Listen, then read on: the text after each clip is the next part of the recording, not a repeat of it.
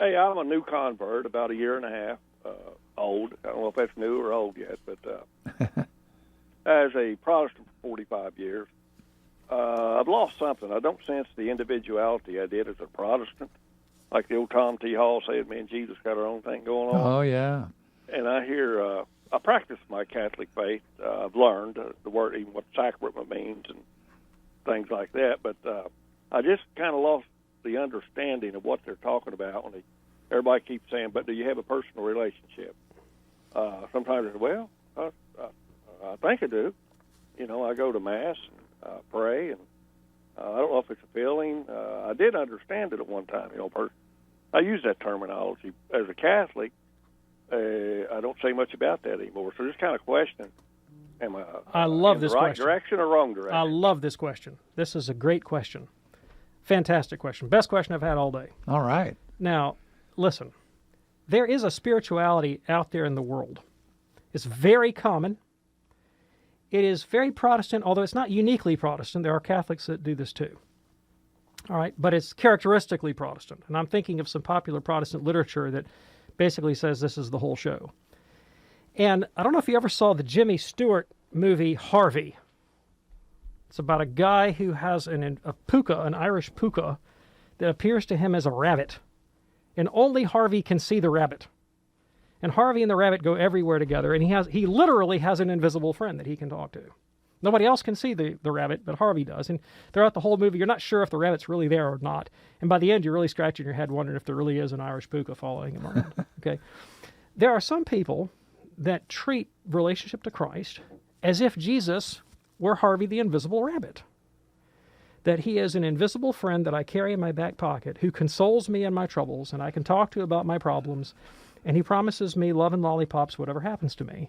And I have this, and I create an imaginative picture in my mind of Jesus maybe loving me or hugging me or forgiving me and consoling me, and I relate to that imaginative picture as if that were really the case, if that's really how Jesus is to me at this moment. And it can take extreme forms such that the person who is engaged in this form of imagination will imagine responses from Christ in their mind. Jesus may speak words to them into their head, and they just assume that that really is the voice of God talking to them. Now, St. Teresa of Avila, great Catholic mystic and writer on the spiritual life, had absolutely no patience for this kind of thing. And she once wrote in her Interior Castle, some people are so thick-skulled that they think that all that they imagine is real. And the danger here is that we end up worshiping and relating to a Jesus of our own imagination rather than the historical Christ. And when you look to the Gospels, Jesus never invited people, come and have a personal relationship with me by praying to receive me into your heart, and I will console you on all your troubles. That kind of spirituality, and I'm not saying that Christ isn't our friend, don't get me wrong, but that kind of spirituality is just not what Christ taught.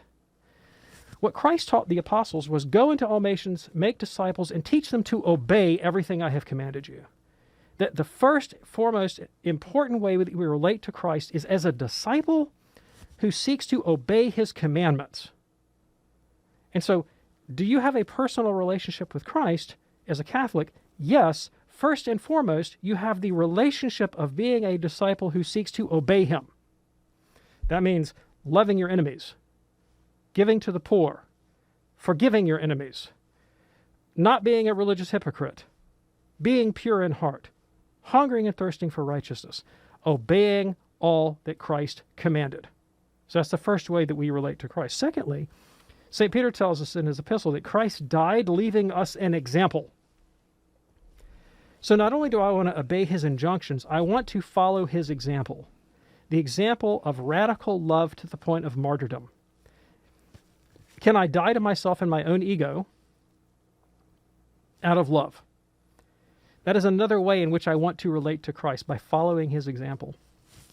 Last, I want to recapitulate his divine personality. I want to have the mind of Christ. I don't just simply want to obey his commands. I don't simply want to follow his example. I want to see the world through his eyes so that I can look at the poor and the enemy and the Samaritan and the outcast and the guy in the other political party with the eyes of compassion that Christ has. And the sacraments figure for us that kind of moral transformation. The purpose of baptism is to recapitulate Christ's death and resurrection so that I myself can die and be reborn a new person. The point of the Eucharist is so that I can offer the body and blood of Christ together with the priest and myself along with him and become a cruciform sacrificial person. The sacraments figure and effect these truths within us so that I come to really to be another Christ in the world. St. Paul said, follow me as I follow Christ. I'm not there yet. But to be able to say to someone, follow me as I follow Christ, that's the goal, like to have that kind of conformity to the life of Christ. This is the profound way to be related to Christ. And none of that requires the ushy-cushy romantic comedy, Harvey the Invisible Rabbit type of relationship to Jesus that leads people into narcissistic dead ends. And it's very common, particularly today, for people to think, unless I have that kind of imaginative, deeply emotional, romantic relationship with Jesus, then I'm missing something. Well, you may be missing something. It may be exactly what Teresa of Avila says you should be missing, which is self-deception.